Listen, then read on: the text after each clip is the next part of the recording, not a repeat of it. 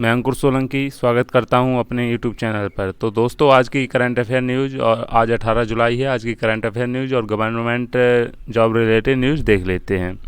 चलिए शुरू करते हैं। तो पहली न्यूज़ यहाँ पर है, कर्नाटक का सीएम पद छोड़ेंगे येदियुरप्पा। कर्नाटक के जो मुख्यमंत्री हैं अभी बीएस येदियुरप्पा पद छोड़ने के लिए राजी हो गए हैं। राज्य में नए सीएम और प्रदेश अध्यक्ष का नाम तय होते ही वह बतौर राज्यपाल नई जिम्मेदारी संभालेंगे। पद छोड़ने के बाद वो कौन बन जाएंगे? वो राज्यपाल का पद संभालेंगे, कर्नाटक के राज्यपाल का। सूत्रों के मुताबिक शुक्रवार को पीएम नरेंद्र मोदी से मुलाकात में येदियुरप्पा पद छोड़ने पर राजी हुए। शनिवार को वह पार्टी अध्यक्ष जेपी नड्डा, राजनाथ सिंह, रक्षा मंत्री जो हैं, और गृह मंत्री अमित शाह से भी मिले। येदियुरप्पा के बेटों को राज्य या केंद्र सरकार में जगह देने पर राष्ट्रीय नेतृत्व में मंथन चल रहा है। इस बारे में अंतिम योजना बनते ही इनके इस्तीफे की घोषणा हो जाएगी। राज्य में सामुदायिक संतुलन बनाने के लिए नेतृत्व की योजना 18% आबादी वाली बहुआंगलिका बिरादरी से सीएम तो 21% वाले लिंगायत समुदाय से किसी को भी प्रदेश अध्यक्ष बनाने की है। नेक्स्ट न्यूज़ यहाँ पर देख लेते हैं। नेक्स्ट न्यूज़ क्या है दोस्तों? पीसीएस 2019 और 2020 का जो कट ऑफ एवं मार्कशीट जारी हो गई है और स्केल अंक यहाँ पर गायब हैं। साइंस वालों पर बरसे हैं अंक, यहाँ पर नंबर साइंस वालों के अच्छे आए हैं। अभ्यर्थियों का दावा, मानविकी और हिंदी माध्यम वालों को नुकसान हुआ है। पीसीएस 19 अधिकतम कट ऑफ 981 अंक रही है। आयोग ने पीसीएस 2019 का जो कट ऑफ जारी किया है उसके अनुसार एसडीएम पद के लिए अनारक्षित श्रेणी का अधिकतम कट ऑफ 981 एवं न्यूनतम कट ऑफ 909 अंक है। पीसीएस 2019 में एसडीएम के 46 पद थे। ओबीसी श्रेणी का अधिकतम न्यूनतम कट ऑफ अंक 906 889, ईडब्ल्यूएस श्रेणी का 907 892 और अनुसूचित जाति श्रेणी का कट ऑफ अंक 948 846 है। यहाँ पर अधिकतम और न्यूनतम अंक दिए गए हैं। यहाँ पर यूपीपीएससी के जो सचिव हैं उन्होंने क्या कहा है? यूपीएससी अब संघ लोक सेवा आयोग के पैटर्न पर है। यही वजह है कि संघ लोक सेवा आयोग की तर्ज पर मार्कशीट एवं कट ऑफ अंक जारी किए गए हैं। जगदीश सचिव हैं यहाँ पर यूपीपीएससी के। उत्तर प्रदेश लोक सेवा आयोग ने शनिवार को पीसीएस 2019 और 2020 में शामिल अभ्यर्थियों के प्राप्तांक और कट ऑफ अंक जारी कर दिए। हालांकि अभ्यर्थियों की मार्कशीट में स्केल्ड या नॉन स्केल्ड अंकों की अलग से जानकारी नहीं दी गई है, केवल प्राप्तांकों के बारे में बताया गया है। कट ऑफ जारी होने के बाद अभ्यर्थियों का यह दावा पुख्ता हो रहा है कि आयोग ने पीसीएस 2019 और 2020 में स्केलिंग नहीं की है। हालांकि आयोग ने अभी इस बारे में स्थिति स्पष्ट नहीं की है।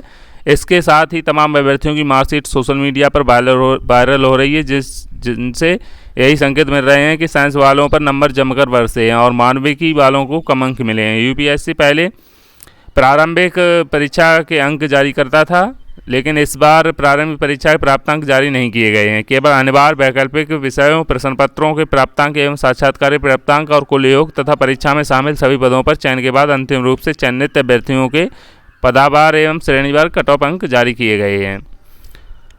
नेक्स्ट न्यूज़ यहाँ पर देख लेते हैं दोस्तों। नेक्स्ट न्यूज़ क्या है? कांस्टेबल जीडी के 25,000 पदों पर भर्ती के लिए आवेदन शुरू हो गया है। 10वीं पास अगर आप कर चुके हैं तो आप अप्लाई कर सकते हैं। और आपकी उम्र यहाँ पर कितनी होनी चाहिए? उम्र के बारे में बताया गया, 18 से 23 साल आपकी उम्र होनी चाहिए।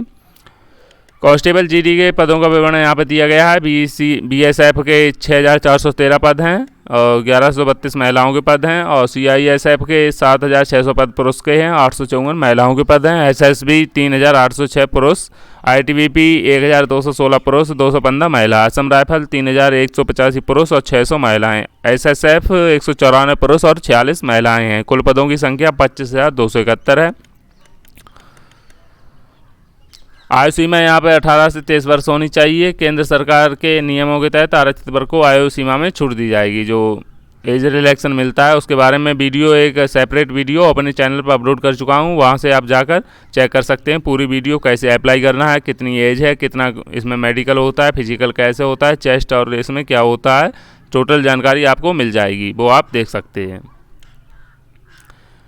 नेक्स्ट न्यूज़ यहाँ पर देख लेते हैं। पीसीएस 2020 अधिकतम कट ऑफ 980 अंक, यहाँ पर जानकारी पहले ही दी जा चुकी है। नेक्स्ट न्यूज़ यहाँ पर देख लेते हैं।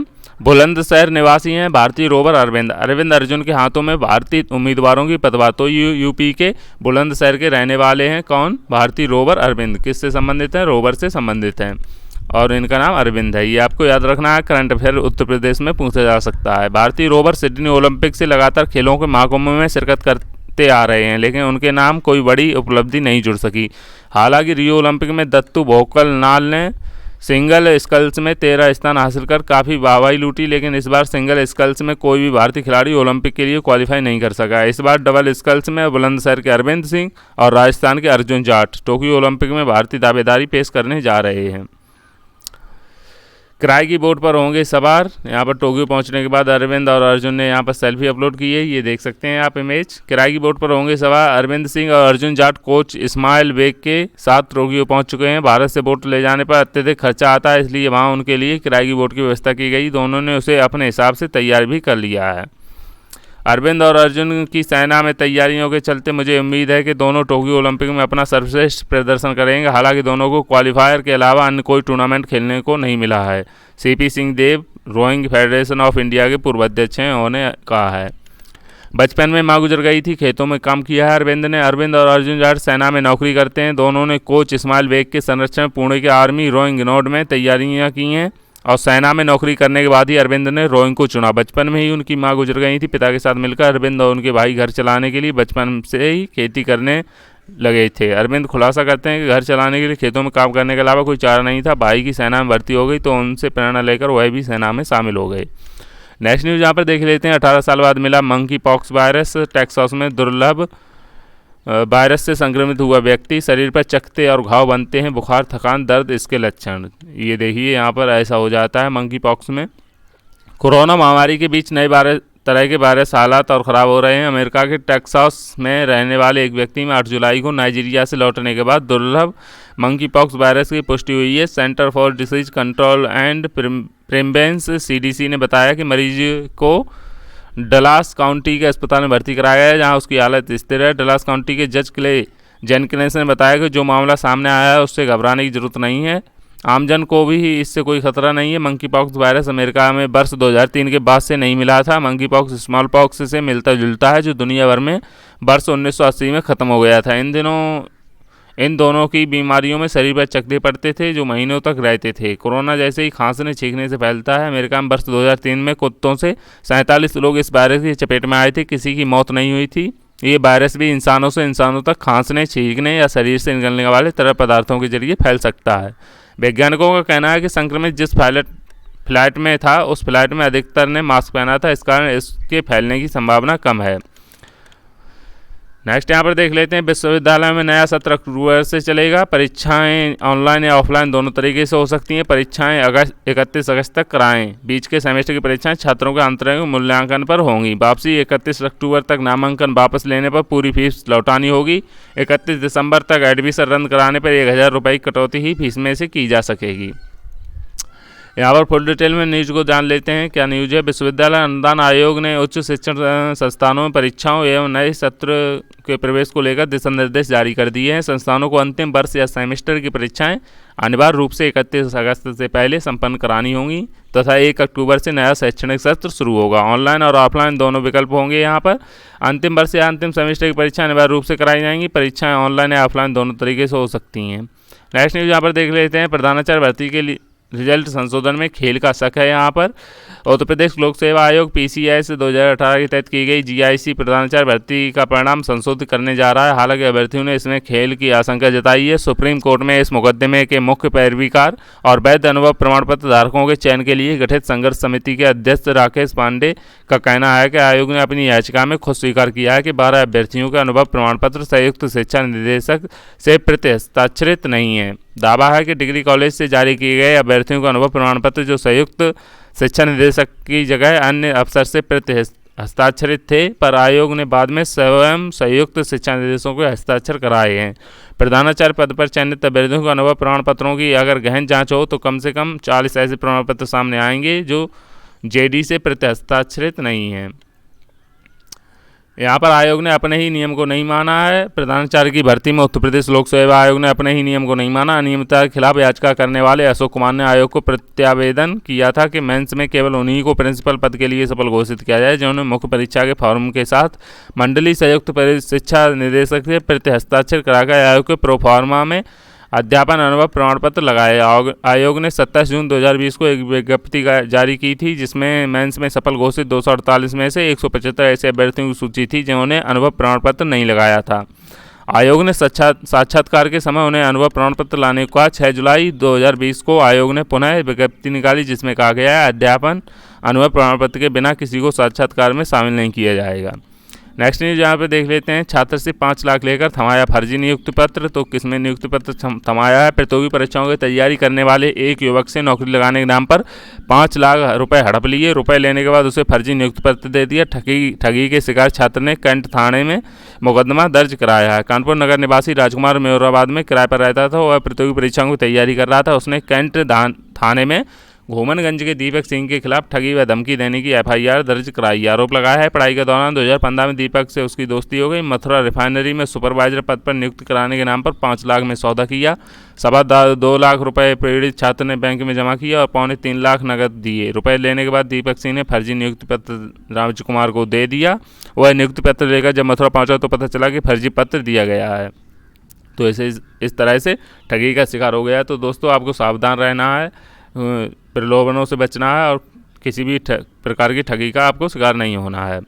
नेक्स्ट न्यूज़ यहाँ पर देख लेते हैं। देश के 14 कॉलेजों को 5 क्षेत्रीय भाषाओं में बीटेक कोर्स करने की अनुमति मिल गई है। हिंदी में बीटेक कोर्स कराएंगे 8 कॉलेज। यहाँ पर कॉलेज कौन कौन से हैं? GL Bajaj Institute of Technology and Management Greater Noida, college Pranveer Institute of Technology Kanpur, Ajay Kumar Garg engineer college Ghaziabad, Noida Institute of Engineering and Technology Noida. 11 क्षेत्रीय भाषाओं में इंजीनियरिंग की पढ़ाई करा सकेंगे कॉलेज। नई शिक्षा नीति के तहत 8 कॉलेजों को इजाज़त दी गई है। यूपी, उत्तराखंड, राजस्थान और मध्य प्रदेश के ये कॉलेज हैं, 8 कॉलेज। क्षेत्रीय भाषाओं में पाठ्यक्रम का फैसला सराहनीय है, ये नायडू ने कहा है। यहाँ पर प्रधानमंत्री नरेंद्र मोदी मुख्य धारा की शिक्षा में क्षेत्रीय भाषाओं को बढ़ावा देने के लिए प्रतिबद्ध हैं। राष्ट्रीय शिक्षा नीति विभिन्न क्षेत्रों में आने वाले छात्रों को सशक्त बनाने के लिए इस महत्वपूर्ण आयाम पर जोर देती है, ये धर्मेंद्र प्रधान ने कहा है। ये अब केंद्रीय शिक्षा मंत्री बन गए हैं। पहले ये पेट्रोलियम और गैस मंत्रालय मंत्री थे, अब ये केंद्रीय शिक्षा मंत्री हैं।